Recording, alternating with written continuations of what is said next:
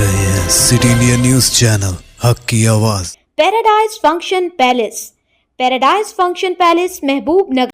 సబితా ఇంద్రారెడ్డి గారు మాట్లాడింది చూశాను అధ్యక్ష. చాలా ఆవేదన భరితంగా బాధతో వారి సభలో మాట్లాడుతూ ఉంటే చూసి సరే వారి బాధ ఏంటో ఒకసారి నేను కూడా మాట్లాడదామని వచ్చాను అధ్యక్ష.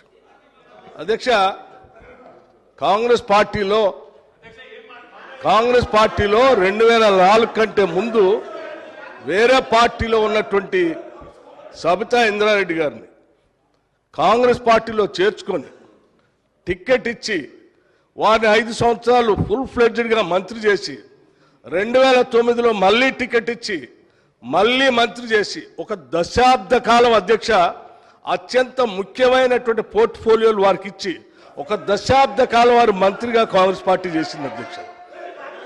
2009 నుంచి 2014 వరకు మంత్రిగా ఉన్నటువంటి సబితా ఇంద్రారెడ్డి గారికి 2014లో కూడా కాంగ్రెస్ పార్టీ టికెట్ ఇచ్చింది అధ్యక్ష. సరే, దురదృష్టమో అదృష్టమో 2014లో కాంగ్రెస్ పార్టీ అధికారంలో రాలేదు, టీఆర్ఎస్ పార్టీ అధికారంలోకి వచ్చింది అధ్యక్ష. కాంగ్రెస్ పార్టీ బాగా ఆలోచన చేసి ఈ రాష్ట్రంలో తెలంగాణలో కాంగ్రెస్ పార్టీ లెజిస్లేచర్ పార్టీ నాయకుడిగా, ఒక సిఎల్పి లీడర్గా, ఒక ఎల్ఓపిగా, ఈ సభకి ప్రతిపక్ష నాయకుడిగా కాంగ్రెస్ పార్టీ పెద్ద హృదయంతో నన్ను ఆ రోజు ఎల్ఓపిగా నిర్ణయించింది అధ్యక్ష. ఒక బలహీన వర్గాల దళిత వర్గానికి సంబంధించిన నన్ను ఒక సిఎల్పి లీడర్గా చేసి ఈ రాష్ట్ర చరిత్రలో ఇంతవరకు సిఎల్పి లీడర్గా ఏ దళితుడిని చేయలేదు అధ్యక్ష.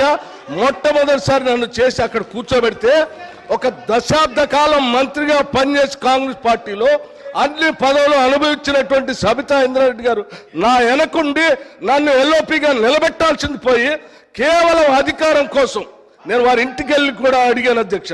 నాతో పాటు అనేక మంది నాయకులను తీసుకొని పోయి అమ్మ ఎల్లబాకండి, మీరు పోతే ఎల్ఓపి స్టేటస్ పోతుంది, కాంగ్రెస్ పార్టీ పరువు పోతుంది, 10 సంవత్సరాలు మీరు మంత్రిగా అనుభవించారు, మీరు ఇప్పుడు కూడా ఎమ్మెల్యేగా ఉన్నారు, కాంగ్రెస్ పార్టీ మీకు ఏం తక్కువ చేయలేదు, మీకు ఇంకా కావాలంటే ఇంకా చాలా చేస్తుంది, చివరికి మీ అబ్బాయికి పార్లమెంట్ సీటు కూడా కాంగ్రెస్ పార్టీ ఇచ్చింది, చేయబాకండి అని పదే బతిలాడితే వారు చేసింది ఏంది అధ్యక్ష? ఒక్కసారైనా ఆలోచన చేశారా? మీరు ఏం ఆలోచన చేశారు అధ్యక్ష? నీ అధికారం కోసం, మీ స్వార్థం కోసం కాంగ్రెస్ పార్టీ నిర్ణయం కాదని ఈ రాష్ట్ర చరిత్రలో ఎవరిని చేయలేకుండా నన్ను సిఎల్పి లీడర్గా చేస్తే అది లేకుండా చేయటం కోసం వదిలిపెట్టి పోయి టీఆర్ఎస్ పార్టీలో చేరినటువంటి వారు ఇవాళ బాధపడుతూ మాట్లాడుతున్న ఆవేదన చెందుతున్నా అంటే ఆవేదన చెందాల్సింది ఎవరు అధ్యక్ష? నేనా, కాంగ్రెస్ పార్టీ, లేకపోతే ఈ రాష్ట్రంలో ఉన్నటువంటి ప్రజాస్వామ్యవాదుల? ఎవరు అధ్యక్ష బాధపడాల్సింది? వారా? ఇంకా ఏం ముఖం పెట్టుకొని ఈ సభానాయకుడిని రేవంత్ రెడ్డి గారిని, ముఖ్యమంత్రి గారిని పట్టుకొని ఇంకా మాట్లాడుతున్నారు? దేనికి మాట్లాడుతున్నారు అధ్యక్ష? ఏం చేశారని, ఏం గొప్పలు సాధించారని, ఏం చేశారని? పార్టీలు మారి పరువు తీసి మొత్తం ప్రజాస్వామ్యాన్ని కూలి చేసింది కాకుండా ఇంకా మాట్లాడుతూ ఉన్నారు, ఆవేదన చెందుతున్నారు, బాధపడుతున్నారు. అంటే బాధపడాల్సింది ఎవరు అధ్యక్ష?